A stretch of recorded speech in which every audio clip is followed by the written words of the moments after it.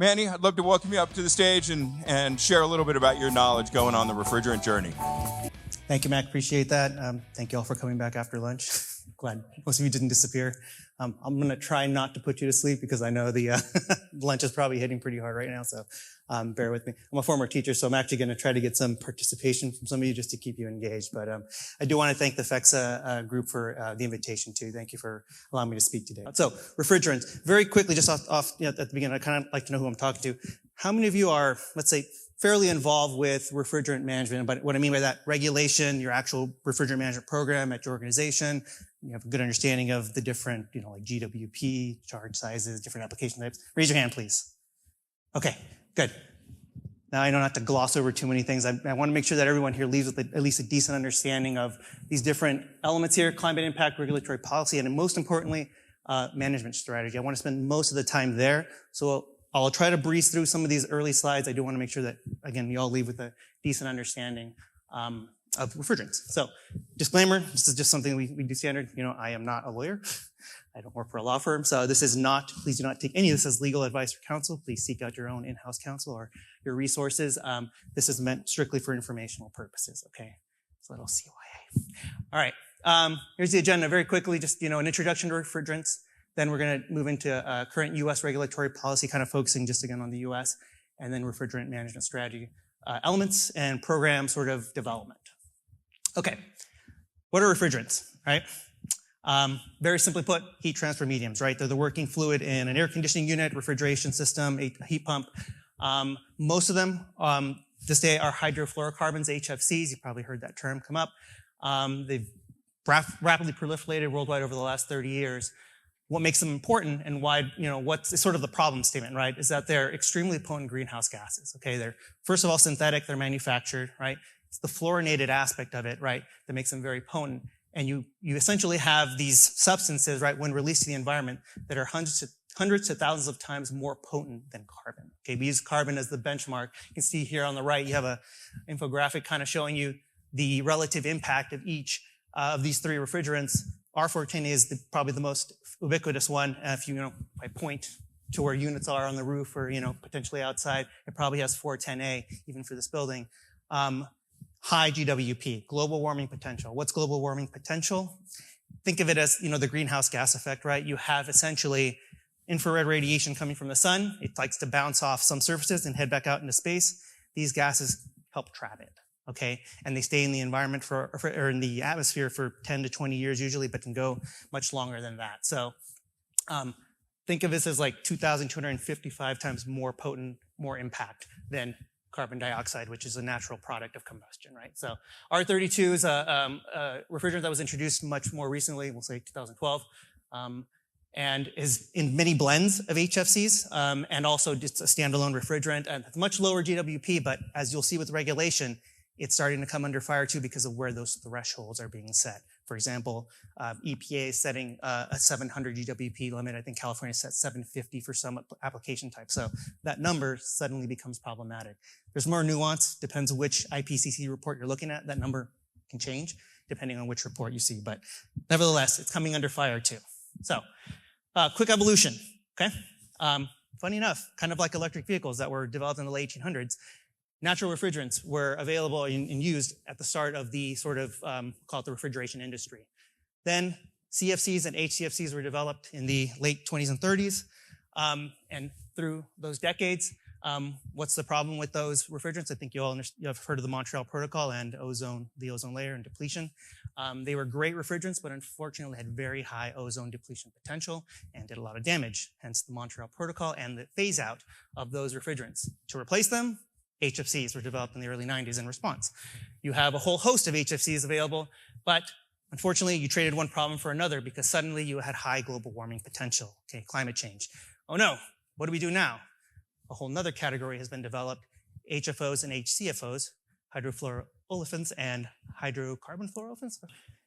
The problem there is, and you might have heard this, and this is mostly coming out of Europe, but even here in the US, the EPA has started to take a look at this, PFAS, forever chemicals, persistent chemicals.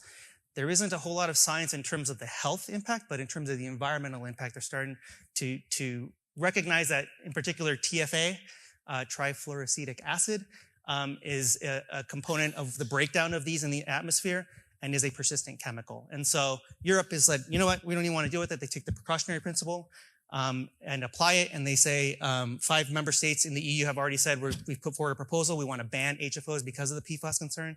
It's currently in review, and by the end of this year, they'll have a decision, and it's likely that it's going to be banned in Europe going forward with the time scale. So natural refrigerants, okay? We like to say they're regulation proof, but one of the challenges with this, and I think some people understand this, you can't use them in every application right now. There aren't actual pieces of equipment that use natural refrigerants for every need that you may have, in particular for cooling, especially for commercial cooling. So we have work to do, but this is the trend. You can see it here, okay? So where are they? They're everywhere, right? We just don't see them, and fortunately, out of sight, out of mind, right? We don't pay attention to the things that aren't right in front of us or that, are causing maybe, an immediate concern. So, there's just little pretty pictures of where you find them at grocery stores, data centers, refrigerated trucks, ice rinks, and all of these are being regulated in some form or fashion. Okay? It's interesting, a lot of the transportation has already moved to HFOs. If the EPA decides that HFOs are bad, what do you do now? So, constant moving target. This is from a presentation we typically give around sort of the sustainability aspect of this thing. This is from Project Drawdown. It's the 200 gigaton ugly duckling, as we like to call it, because everyone's like, I have so many other things to worry about, the asset themselves, my business, the teams that are operating. Why do I care about this? Well, because of the potency of refrigerants, right? We call it a climate triple threat, and we call it the ugly duckling because, again, no one wants to pay attention to it. What are the 3 triple threats? Okay, here they are. So you have, first, a measured sort of potential impact, 0.5 degree Celsius of global warming. Does anybody know what the target is for what we're trying to achieve in terms of mitigation? Like, we're trying to minimize the increase in global temperatures to what? Does anybody?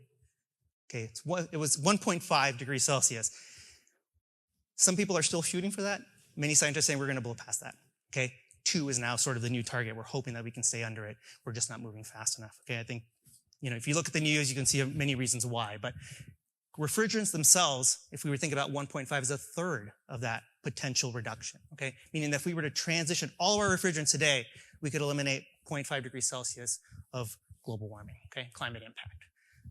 So it's mighty. Overlooked. Again, 20 to 30% of GHG reduction resources should be focused on refrigerants. In other words, you need to be paying attention to this. And it's interesting because it's not like you need to go in and just focus on the refrigerant itself. You're talking about an asset that it's connected to, right? It's literally like, think of it as the blood of the asset that you're using to cool your spaces. So it needs to be thought of in tandem, comprehensively, cohesively, right? When you're replacing equipment, don't just worry about the unit itself, but what kind of refrigerant is in it. Okay, so it's overlooked. Pay attention to that. And then finally, it's growing. If you're doing all kinds of other sustainability initiatives, you're reducing your emissions, right? But you're not paying attention to this one. Think of like a pie, right? That piece of the pie then is getting bigger because you're reducing everything else, but you haven't done anything about your refrigerants. Okay, so it becomes a bigger problem. Those who are familiar with the climate disclosures that, for example, California and the SEC, right, have released the rules around that and the regulation, right? Materiality is the key word, right? This will become more material. Even if it's only 1% of your scope 1 emissions right now, as you reduce everything else, it's going to become a bigger part of that pie, and you'll have to pay attention to it more at some point down the road. Why not do it now? So kind of just, again, trying to issue, the problem statement. What is the reason that we should be paying attention to refrigerants and really paying close attention to it? I'm not going to go into too much detail. This is for later, but, you bring me a problem, you don't bring me a solution. I used to have bosses always tell me that. Bring me a solution, right? The focus here is you have sort of 2 avenues. You have refrigerant management, right? Manage what you already have, manage leakage in particular. Also, alternative refrigerants. What is your supply, your procurement strategy in terms of replacing, if you're opening new facilities, what are the types of units that you're going to be installing, your MEP for those particular locations? These are the 2 avenues that we're going to be looking at, okay? All right. So, any questions so far, actually? I know that was a crash course on refrigerants, but hopefully I've scared you a little bit and also, perfect, thank you, okay?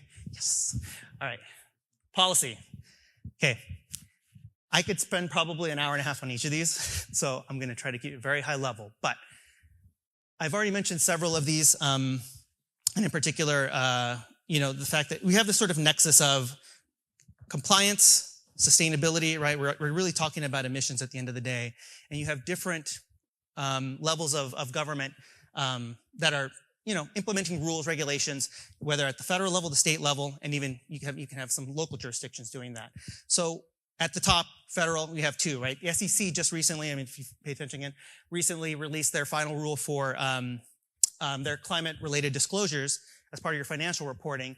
And again, there's that word materiality, right? You have to report annually, and you better believe refrigerants are part of your scope 1, okay? Again, it may be a small part of it, but you still need to report on it. I think they're setting like a threshold actually of like 5%, so you may be able to get away with it at the beginning, but at some point, if you don't pay attention, it can become a much larger part of your scope 1. EPA regulations, these have been around for some time, mostly focused on ozone depleting substances, but now the scope is going to be expanded and no one is safe, okay, except for maybe the homeowner, they haven't gone that far yet. But most commercial property, most commercial real estate is going to end up getting hit by some of the proposed regulations and already having to deal with the latest ones. Manage, reduce, report. State regulations have been around for a little bit longer, and in particular, California, Washington, and New York, between a combination of established and proposed and also on constantly changing and being updated regulations that require you to manage, reduce, and report on your refrigerant inventory annually. Okay, so boom, boom, boom, lots of activity. All right, what does that look like from a federal level? So US EPA AIM Act, okay?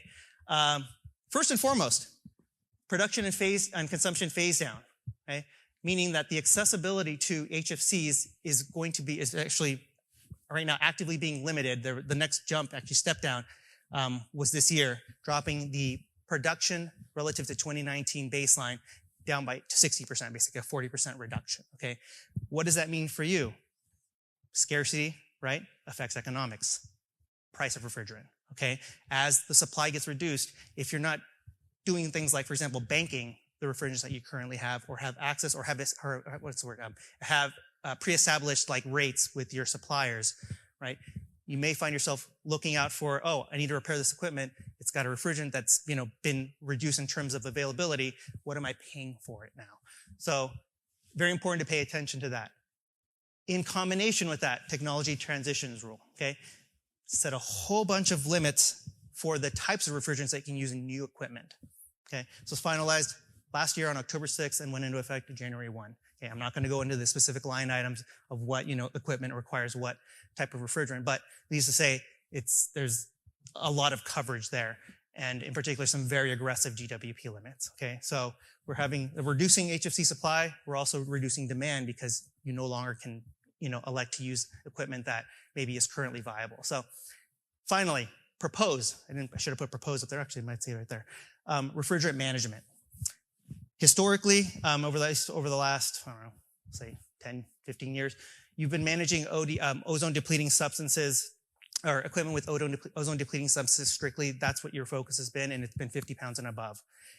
The EPA is saying, all right, that's been great. We did a great job there, but now we need to expand the scope. So now we're bringing in HFCs, and we're dropping the charge threshold to 15 pounds. So any unit above 15 pounds is now going to fall under this regulation as long as it's above the GWP limits. And what does that mean? All of those management requirements, reporting, leak repair timelines, retrofits, all of that now applies. That means that typically grocery and supermarket and grocery retail were the ones who were getting hit and beat up with the regulations. Now we're expanding the real estate portfolio to a whole bunch of other owner operators, and you can't hide anymore. Okay, if you have any units that fall in those categories, you're going to have management requirements that you need to meet on an annual basis. Okay, and those are expected to be finalized at the end of the year. The commentary period is open right now. It's being heavily debated. We have also New York, who just issued a whole bunch of aggressive. If you really want me to scare you, and we are agnostic. We just are trying to swim in the waters too, but. New York is proposing that by 2035, you need to have a 1% leak rate across your entire portfolio, and you can't use anything with a GWP over 10. Okay, if you go back to my slide where I showed you those two refrigerants, those are well over 10. There are only a handful that are below that right now, at least that are, we'll call them natural, or things like propane, isobutane. So how do you meet that requirement in 10 years? You can go up to 2040, actually, if you submit a plan that says you'll do it in a different way, but you'll still get there by 2040. So 15 years. How do you accomplish that?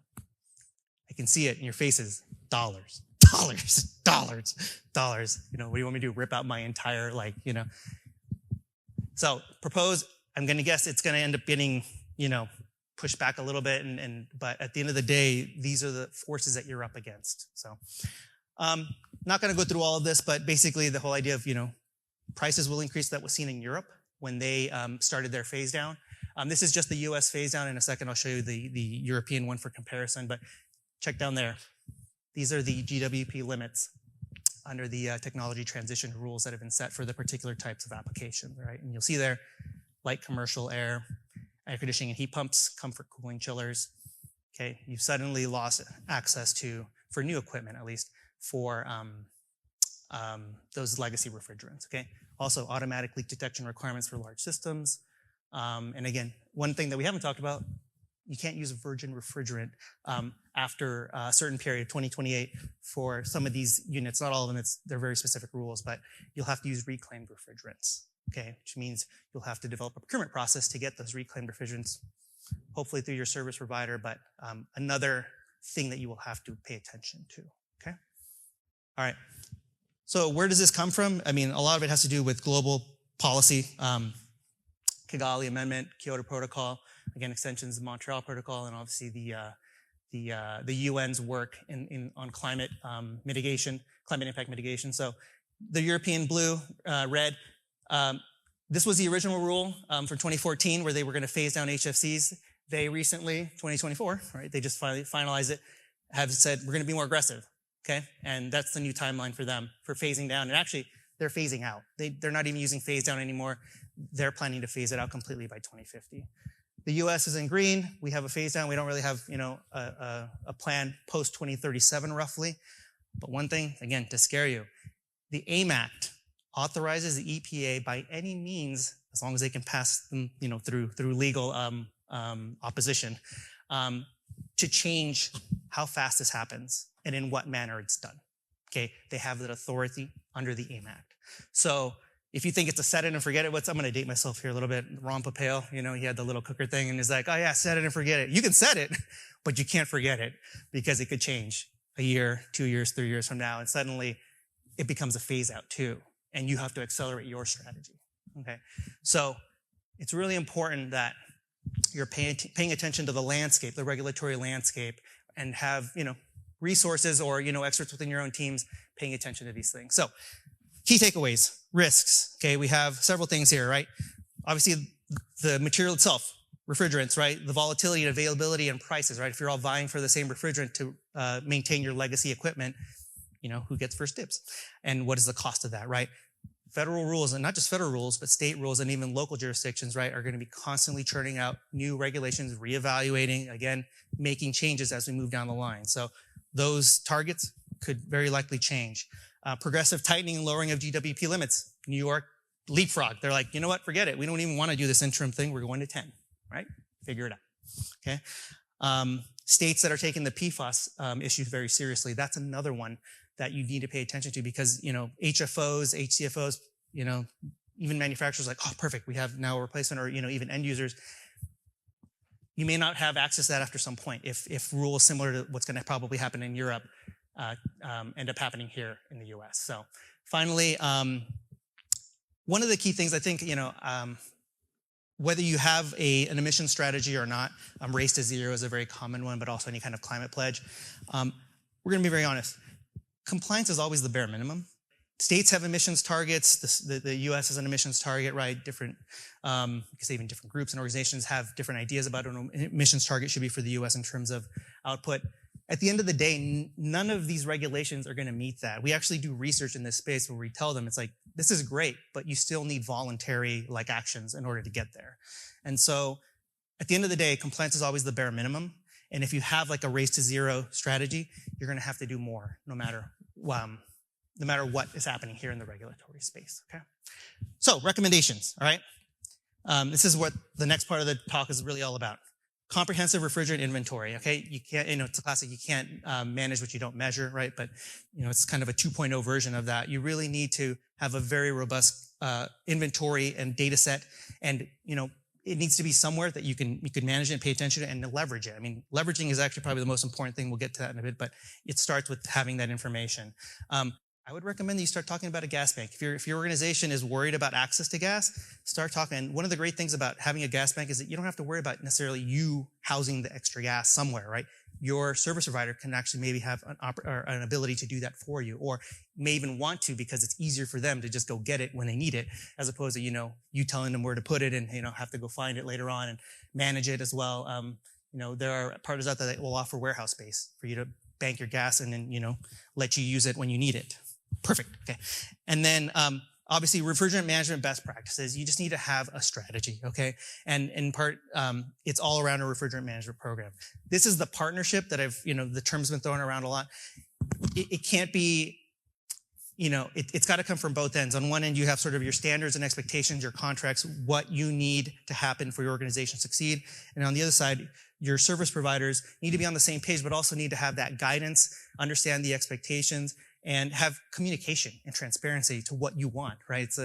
We work with a lot of clients and, we talk to both sides and it's like, yeah, you guys are actually both on the same page. You just don't talk to each other enough, You haven't literally met and discussed this in detail. So it's very important that you have a cohesive refrigerant management program, but in part with that, having best practices that are being implemented. Finally, develop a roadmap. What is your plan? If you don't know where you're going, you don't know where you're going to end up. So have a plan, set targets, really think about it. And from every standpoint, from an emission standpoint, from an asset replacement standpoint, capital planning, cost, resourcing, right? Who do you need to help get this done? And then follow signs. Natural refrigerants need to be a part of your inventory. I won't stand up here and tell you that it's going to solve all your problems in the future, but it needs to be a part of your inventory to some degree, right? A certain amount of your refrigerant will need to be natural in order to avoid future regulation, in order to avoid a lot of the headaches that are associated with the current regulations and your current inventories. Okay, I said a lot there. Sorry, it's very hard to do a high level without getting into the details. Are there any questions so far before I get into the management side? You still with me? Is anyone snoring yet? That should be on the bingo card. First person to snore. All right. Refrigerant management strategy. Okay, let's get to the thing that I think is probably most applicable. So, again, I'm not going to spend too much time, digging into any one of these until we get to a few of the later slides. But you need to understand where you are in your journey. Okay, so for example, do you have an inventory? Right? If you don't even know what kind of refrigerants are in your systems, how many systems you have, I mean, you probably have your asset management program telling you that, right? But if you haven't really paid attention and gotten a good understanding, and I don't mean that from just, the VP of ops or whatever, or development or planning or whatever. I'm talking about the entire team having a good understanding of this, who touch and, are involved with the management of that equipment. Then that's where you need to start, right? Get your house in order, right? So that you can understand what you need to do next, okay? Because what that'll allow you to do is, rather than making incremental changes, okay, we're going to replace this, we're going to do that, we're going to do this here, we're going to try to improve our, you start to move toward becoming innovative and transformative. And what I mean by that is getting ahead, right? So tactical interventions, right? Looking 5, 10, 15, 20 years down the line, and really in terms of emissions and compliance, okay? You're probably looking down that way for other reasons, obviously for business purposes, but applying that same approach to how you're going to be managing these requirements. Transformative, this idea of doing everything differently. A good example of that is the architectures that are in place today in your facilities, right? The types of cooling that you have. Is that what you see 5, 10, 15, 20 years from now? Or does that need to change, right? A good example in the refrigeration space is having giant rack systems or having a micro distributed system, okay? Now, I'm not advocating for one or the other, but the idea that there are different architectures that may serve your purpose, right, and can help you maybe get around some of this and also buy you some time. I mean, to be honest, let's be practical here. Sometimes you just need some time to get there.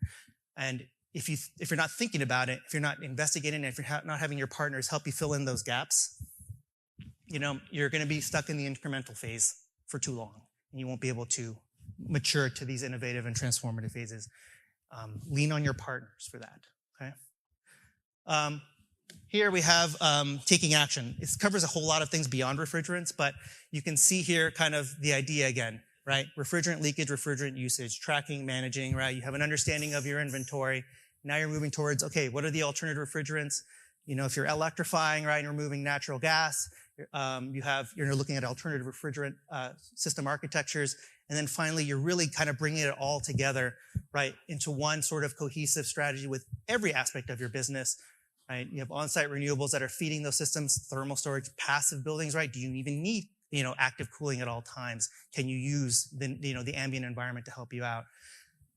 One of the things that I was sort of taught when I went on this journey was like, as a sustainability professional working in, with whichever organization, even, when I was at Whole Foods, the whole point of my job was to put myself out of a job, okay? Because if the company is, as a culture, sustainable, then you don't need me to tell you anything. You're already doing it, right?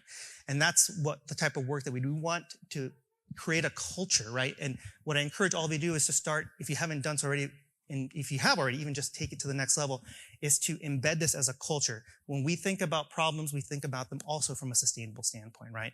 Let's take all perspectives into account. And in particular, don't just, focus here. Have that vision to look and see, like, maybe we should help ourselves this year so that in 5 years from now, we have some foundational technology, we've designed facilities in a certain way that we don't have to go back to them and, rip things out or have to address certain issues. Have that vision. Obviously, costs are constantly pressing against you, right? Time, right? The availability. I will be honest, there are certain technologies that you need today that are not available. New York is hoping that within the next 10 years, the equipment that you need to meet the requirements will be available. It is only a hope right now, okay? Are there OEMs working on this? Yes, okay? But as one of our co-founders told us, who was in this field of work, it takes 7 to 10 years to commercialize a product, right? When do you have to hit those targets by? 10 years from now. Great, right? I heard that, right? That's the reality, right? It's this push and pull that, and you get it, right? Everyone has a different perspective and they're all working. We're all trying to work toward the same thing, but how do we get there equitably, right? And in a fair way that's fair and that is business-minded as much as it is people-minded, planet-minded, environment-minded, whatever it might be. So, all right. Very simple diagram of someone's inventory, right? Color-coded. Black is bad. Going up the color scheme to green is good. And you can see this is kind of typical. I mean, you have a lot of legacy refrigerants. That's what, was installed 10, 15, and the units that are 10, 15, 20 years old now across the spectrum here. And the idea is, how do we start moving away from those refrigerants that are bad or evil toward refrigerants that are again, more regulation-proof and better from a climate standpoint. So if you can't develop this map yet, that's where you need to start. Okay. All right, refrigerant asset lifecycle. I'm not going to go into too much detail, but there's a lot that goes into it. You have procurement of the asset itself, right? Then once you put it in, you have to maintain it, manage it, right? Keep records of all of that. Also, making sure that what you're installing is part of your strategy and in alignment with that.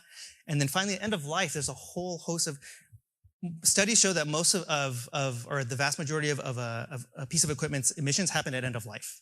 And I mean, these are global studies, but even in the US, in part because, it's difficult to take a piece of equipment and recover the gas fully in all cases. Sometimes there's already been loss by the time that piece of equipment is decommissioned just from leakage. So you have, a difficulty managing that aspect. There are programs, there are people, there are groups that are working on trying to improve that and also just understand it better. But at the end of the day, you have a very complex cycle and all of that tying into record keeping, emissions reporting, financial disclosures, okay? So how do you tackle this, right? And I will say, I'm not gonna knock spreadsheets, but if you want to stay ahead, get ahead, and actively manage things, you need to probably move beyond, a very simple tracking system and move toward having a refrigerant management system in place, okay? So what is a refrigerant management system? Simply put, it can be a piece of software, right? But when we talk about it, we really mean refrigerant management as a whole, okay? You have many tools of which you should be collecting and aggregating your data in a place where you can actually, one, have it ready to go for, your purposes internally, also for reporting purposes externally, but so that you can also leverage it. Leveraging your own data, you're sitting on a gold mine, right? It's right there, right? It's oh, I have all my data, great. But if you don't ever extract it and actually use it for business intelligence, right? Then all it's really doing is serving as compliance requirements, right? You're ready for reporting when EPA needs it, when California needs it, when Washington needs it. Great, right? Okay. Or you can analyze costs a little bit in terms of and try to do some tweaking there in terms of your strategy and management. But at the end of the day, what you're missing out on is a whole host of things here that you can do with your own data. And in particular, right, identifying your risks. Where are your hotspots? Like which assets you really need to pay attention to? And also, what is your replacement strategy, right? Are you just looking at it from a cost standpoint? Have you even paid attention to the refrigerants in those systems? Okay. What about your standards with both, your in-house teams, your service providers, right? Even your procurement, right? The OEMs, that you're purchasing equipment from. What are your standards? What are your specs, right? Are they in line? Are you just trusting that it's going to be, that they're doing the right thing? Hopefully they are. The roadmap, right? To if you don't have an emissions target, then you're really just doing an incremental process, right? You're like, oh, we'll do the best thing we can this year and then the best thing we can next year. You need to set an emissions target, even a compliance target, cost target, right? These things are not cheap, right? We have, with clients, we'll go through this and we'll be like, here, we've developed your roadmap. We've got the whole thing, we're ready to go. When are you ready to go? It's like, yeah, the initial cost, right? $500 million? Budget-wise, not looking great. We need a better plan for this. It's like, okay, well, let's work with whatever budget you're being given, from a year, whatever it is. But you need to have a roadmap in place in order to tweak it in the first place, right? In order to adjust it and make it work for you. And then finally, the whole point is to address and mitigate leakage, right? How are you ever going to hit that 1%? You're going to need a super aggressive approach. Some of you probably have discussed this with your teams. What about automatic leak detection? That's great. Okay. Here's a question for you. What's the best way to get under that 1%? What are some ideas, some strategies to get under there? I mean, all the traditional stuff, right? It's like response time, okay, get to it as quick as you can, like check the equipment, preventative maintenance, right? I know there are OEMs out there right now thinking about predictive, and I think Kurt, you brought it up as well, right? Predictive analytics. In other words, can you predict that the equipment is going to leak? The next day, in a week, it's starting to underperform. There's something weird happening, and can it tell you that it's about to leak? And can you get out there and stop and replace that valve or whatever it might be before it happens? That's going to be required. I hate to say it. No, the traditional methods right now, you're not going to get under 1% just because you can't control all that. Unless you're sitting in front of the unit and just walking around, right, and paying attention to it. You can't get under that 1%. So we need to move beyond and get to a predictive, that's the age of AI, right? Let's start leveraging all these technologies and get toward a predictive and preventative state, preventative maintenance, really making preventative maintenance more transformative, okay? All right, I'm going to stop there because I could talk about a billion other things, but this is just sort of like a framework for refrigerant management, but I'll stop there. We will share these slides. Is that okay, Yes, Manny? absolutely. Okay. Wow. I will be back Manny really. Garcia. Round of applause. Did I cover Thank you, everything? Manny. He could talk about this all day, and so could we, but that was really awesome. High five.